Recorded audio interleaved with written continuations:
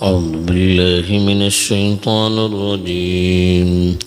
بسم الله الرحمن الرحيم. ألف لام ميم. ذلك الكتاب لا ريب فيه هدى للمتقين. الحمد لله والصلاة والسلام على رسول الله من والاه أما بعد. کل اس صورت کے متعلق کچھ باتیں عرض کی گئی تھی. اب اس صورت کی جو ابتدا ہو رہی ہے بسم اللہ الرحمن الرحیم، شروع اس اللہ کے نام سے جو بڑے مہربان اور بے انتہا مشفق ہیں. الف لام میم. ذالک الکتاب لا ریب فیہ، یہ وہ کتاب ہے جس کے بارے میں کوئی شک نہیں ہے. ھدی للمتقین، اور متقیوں کے لیے ہدایت نامہ ہے. پہلی جو آیت ہے وہ ہے الف لام میم. یہ اور اس طرح کے کچھ الفاظ کچھ صورتوں کے شروع میں بیان کیے گئے ہیں. یعنی صورتوں کی ابتدا اس طرح کے الفاظ سے کی گئی ہے جن کو حروف مقطعات کہتے ہیں. قطع کے معنی آتے ہیں عربی میں کاٹنے کے. قطع مقطع کا مطلب ٹکڑے ٹکڑے کرنا. مقطعات کا مطلب وہ الفاظ جو ٹکڑے ٹکڑے کر کے پڑھے جاتے ہیں، الگ الگ کر کے پڑھے جاتے ہیں، ملا کر نہیں پڑھتے، علم نہیں پڑھتے اس کو. الف لام میم، الف الگ کر کے، لام الگ کر کے، میم الگ کر کے. حامیم، الف لام میم را، الف لام میم صاد، کاف ہا یا عین صاد. اس طرح سے ہر لفظ کو الگ الگ کر کے پڑھا جاتا ہے. ایسے حروف مقطعات کہلاتے ہیں. اب ان صورتوں کا مطلب کیا ہے، شروع میں لانے کی وجہ کیا ہے، اس پر علماء نے بڑی تفصیل سے گفتگو کی ہے. اتنی تفصیل کی یہاں ضرورت بھی نہیں ہے. پوری باتوں کا خلاصہ یہی نکلتا ہے کہ یہ ایسے الفاظ ہیں جن کا مطلب کیا ہے واضح طور پر معلوم نہیں ہو سکے. اسی لیے ابتدا ہی سے بڑے بڑے مفسرین اور علماء کی رائے ہے کہ یہ حروف اللہ کا ایک راز ہے، اللہ کا خفیہ راز ہے، جس کے معنی اللہ کے علاوہ اور کسی کو معلوم نہیں ہے. البتہ کچھ علماء نے غور کر کے اپنی اپنی سمجھ کے اعتبار سے اس کے معنی بتانے کی کوشش کی ہے، لیکن کوئی اطمینان بخش تفصیل نہیں ہے اور اس پر اتفاق بھی نہیں ہے. الگ الگ لوگوں کی الگ الگ تحقیق ہے. اسی لیے معتبر علماء نے لکھا ہے کہ اگر ان الفاظ کے معنی کو جاننے کی اتنی ہی اہمیت ہوتی تو اللہ کے رسول صلی اللہ علیہ وسلم خود اس کی تفصیل بیان کرتے. لیکن اللہ کے رسول صلی اللہ علیہ وسلم سے اس کی کوئی تفصیل صحیح روایات سے پہنچی نہیں ہے. ایسے ہی بڑے بڑے جو صحابہ ہیں انہوں نے اس سلسلے میں کوئی واضح اور متعین بات بیان نہیں کی ہے. اگر ان الفاظ کے مطلب کو سمجھنے سے ایمان یا عقیدہ یا آخرت کا کوئی تعلق ہوتا تو ضرور اس کی وضاحت کی جاتی. چونکہ اس کے معنی کے سمجھنے سے ایمان یا عقیدے یا آخرت کا مسئلہ کوئی جڑا ہوا نہیں ہے. اس لیے صحابہ نے بھی اس کی تفصیل کے سلسلے میں کوئی اپنی رائے کا اظہار نہیں کیا ہے۔ اس لیے بہتر یہ ہے کہ جس کی تفصیل خود رسول اللہ صلی اللہ علیہ وسلم نے بیان نہیں کی ہے، بڑے بڑے اکابر صحابہ سے مروی نہیں ہے، تو ہمیں بھی اس کی تفصیل میں نہیں پڑھنا چاہیے۔ اللہ تعالیٰ نے اس کو قرآن مجید میں بیان کیا ہے تو ہمیں اس پر ایمان لانا ہے کہ یہ اللہ کے نازل کردہ الفاظ ہیں، اور اس کا مقصد بھی یہی ہے کہ ہم اللہ کی باتوں پر ایمان لائیں، ہمیں سمجھ میں آئے نہ آئے۔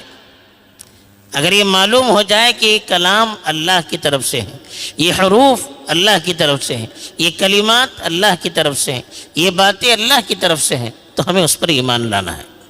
باقی اس کی تفصیل کیا ہے، ہر آدمی کو اس کے پیچھے پڑنا کوئی ضروری نہیں ہے۔ قرآن میں ایسی کئی باتیں ہیں جو اکثر بہت سے لوگوں کی سمجھ میں نہیں آتی، اس لیے کہ انہوں نے اس کو سیکھا نہیں، غور نہیں کیا۔ بہت سے الفاظ ایسے ہیں بڑے بڑے صحابہ کو بھی پورے طور پر سمجھ میں نہ آئے، تو اس سے نہ ان کے ایمان میں کوئی کمی آئی، نہ قرآن کی سچائی پر کوئی حرف آیا۔ میری سمجھ میں نہیں آ رہا ہے تو یہ میری اپنی کوتاہی ہے، اس میں قرآن کی کوئی کوتاہی نہیں ہے۔ بہت سی چیزیں دنیا میں ایسی ہیں، کچھ لوگ اس کو سمجھتے ہیں، کچھ لوگوں کی سمجھ میں وہ چیزیں آتی نہیں ہیں۔ بہت سے سائنسی مسائل ہیں، 90% دنیا کے لوگ جانتے نہیں ان کو، لیکن بڑے بڑے سائنسدان اس کی تحقیق کر کے بتاتے ہیں کہ ایسا ہے ایسا ہے۔ اب ہمیں سمجھ میں تو آتی نہیں ہے ان کی باتیں، لیکن انہوں نے کہا ہے ہم مان لیتے ہیں۔ تو یہی حال ہے، قرآن تو اللہ کی کتاب ہے، اور اللہ چاہتے بھی یہی ہیں کہ اللہ کی باتوں کے سامنے انسان اپنا سر جھکائے، چاہے اس کی سمجھ میں آئے نہ آئے، اس کی اپنی سمجھ کو اپنا معیار نہ بنائیں، بلکہ اللہ کی باتوں کو معیار بنائیں، اس کے مطابق اپنے آپ کو ڈھالنے کی کوشش کریں۔ جو باتیں سمجھ میں آتی ہیں اس پر عمل کریں، سمجھ میں نہ آئے تو اللہ کی بات سمجھ کر ہم اس پر ایمان لائیں۔ اس لیے کہ کسی انسان کی سمجھ یہ یا اس کی عقل کل نہیں ہو سکتی، یا کسی کی سمجھ آخری اور انتہا نہیں ہو سکتی کہ اس کی سمجھ میں ہر بات آ سکے، اس کی عقل میں ہر بات آ سکے، ایسا کوئی ضروری نہیں ہے۔ تو اس لیے یہ اللہ کا کلام ہے، اس پر ایمان لانا ضروری ہے۔ تو اللہ تعالیٰ نے بیان کیا ہے، ہم ایمان لاتے ہیں۔ شاید اسی لیے قرآن میں اس طرح کے الفاظ رکھے گئے ہیں کہ بندہ اللہ پر ایمان لائے۔ بعض لوگوں نے اس کی وجہ یہ بھی بتائی کہ اللہ تعالیٰ نے اس زمانے کے عربوں کو چیلنج دیا، ان کو اپنی عربی دانی پر بڑا ناز تھا کہ ہم سے زیادہ زبان آور کوئی نہیں، زبان سے واقف کوئی نہیں ہے، ہم سے بڑا زبان آور کوئی نہیں ہے، یہ ان کا زعم تھا۔ اللہ تعالیٰ نے انہی کے الفابیٹ میں، انہی کی حروف تہجی میں کچھ ایسے الفاظ ان کے سامنے پیش کیے اور ان سے کہا کہ اس کے معنی بتائیے۔ وہ بتا نہیں پائے، اس سے ان کی کمزوری اور بے بسی ثابت ہو گئی۔ ان کو یہ ثابت کروانا تھا کہ عربی زبان کے الفاظ ہونے کے باوجود آپ بہت سارے الفاظ ایسے ہیں جس کا مطلب آپ کو معلوم نہیں ہے، اس لیے آپ کو اپنی عربی دانی پر فخر کرنے کا کوئی جواز نہیں ہے۔ تیسری وجہ اس کی یہ بھی ہے کہ قرآن کے الفاظ اس کو پڑھنے پر بھی ثواب ہیں، معنی سمجھ میں آئے نہ آئے، لیکن قرآن ہم پڑھیں گے اس پر ثواب ہے۔ اسی لیے اللہ کے رسول صلی اللہ علیہ وسلم نے قرآن کی جو فضیلت بیان کی اور کہا کہ ہر حرف پر 10 نیکی ہے، تو اس میں کہا کہ لا اقول الف لام میم حرف، الف حرف، لام حرف، میم حرف کہا۔ میں یہ نہیں کہتا ہوں کہ الف لام میم ایک حرف ہے، الف ایک حرف ہے، لام ایک حرف ہے، میم ایک حرف ہے، تو ہر حرف پر 10 نیکی ہے۔ تو مثال بھی اللہ کے رسول صلی اللہ علیہ وسلم نے اس لفظ سے دی جس کے معنی بیشتر لوگوں کو معلوم نہیں ہے۔ تو اس سے یہی بتانا مقصود ہے کہ قرآن کے الفاظ آدمی سمجھ کر پڑھے یا بے سمجھے پڑھے، اس کو ثواب بہرحال ملے گا اگر وہ اللہ کے لیے پڑھتا ہے۔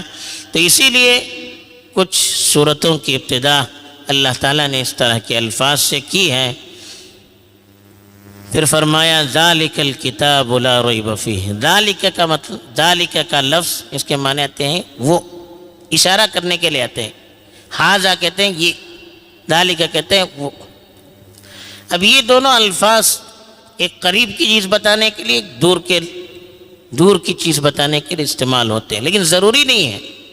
بعض مرتبہ اس کے الٹا بھی ہوتا ہے، ذالک قریب کی چیز بتانے کے لیے بھی آتا ہے، ھذا دور کی چیز بتانے کے لیے لوگ استعمال کرتے ہیں، عربوں میں اس کا استعمال ہے۔ اسی طرح سے عام طور پر جو ذالک کا لفظ استعمال کیا جاتا ہے، پہلے کسی چیز کا تذکرہ گزر چکا ہے یا دماغ میں پہلے سے کوئی چیز موجود ہے جس کا علم ہے، اسی کے مطابق بیان کیا تو ذالک کہتے ہیں۔ اور ھذا آگے چل کر اگر اس کا تذکرہ آ رہا ہے تو اس کے لیے ھذا کا لفظ استعمال ہوتا ہے۔ تو یہاں کہا ذالک الکتاب، یہ وہ کتاب ہے لا ریب فیہ، جس میں کوئی شک نہیں ہے۔ تو اس لیے علماء نے لکھا ہے کہ اللہ کے رسول صلی اللہ علیہ وسلم کے بارے میں پہلے سے دوسری کتابوں میں بھی کہا گیا تھا کہ ان پر ایک کتاب نازل ہوگی، اللہ کے نبی کو بھی کہا گیا تھا کہ آپ پر کتاب نازل ہوگی۔ تو پہلے سے چونکہ علم تھا اس لیے کہا ذالک الکتاب، جس کتاب کے بارے میں وعدہ کیا تھا یہی وہ کتاب ہے۔ کتاب کا مطلب جو چیزیں تحریر کی گئی ہوں اس کو کتاب کہتے ہیں، لکھی ہوئی چیزوں کو کتاب کہتے ہیں۔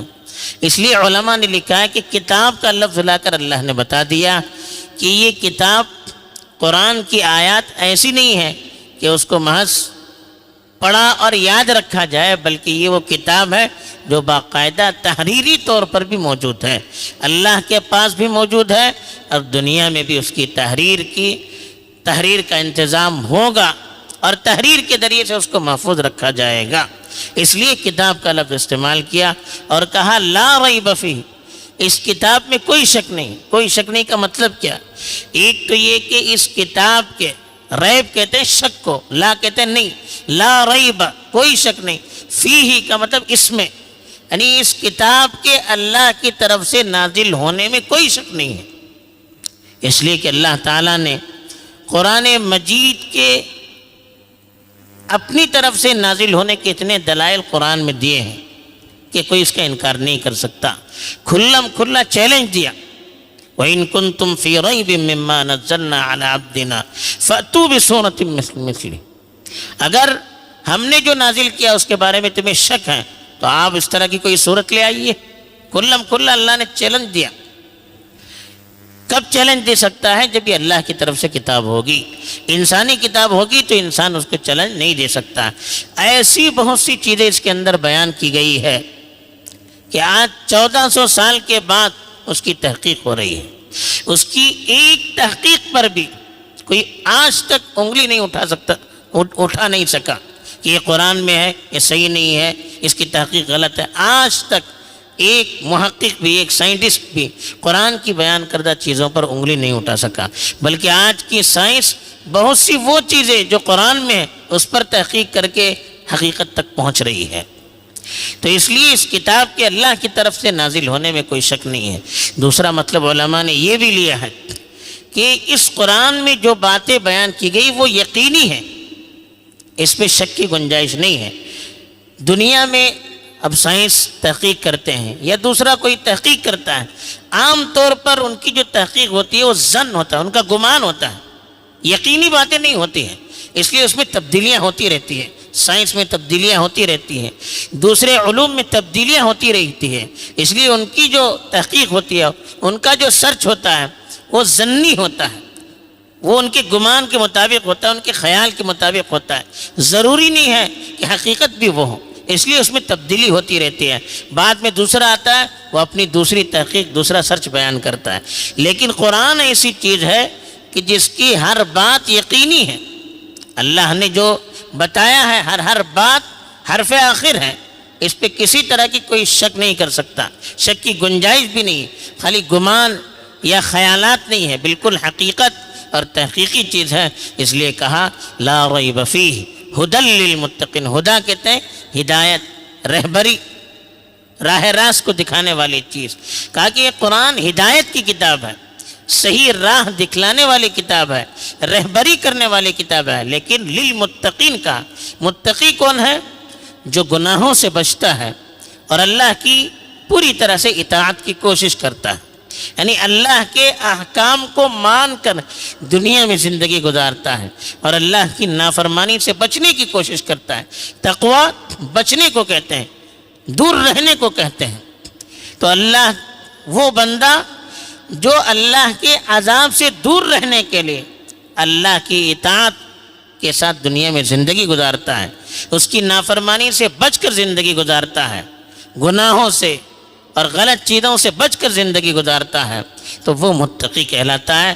قرآن نے کہا کہ اس کتاب کے اندر ہدایت ہے، یعنی اس سے حقیقت میں فائدہ اٹھانے والے وہ لوگ ہیں جو متقی ہیں.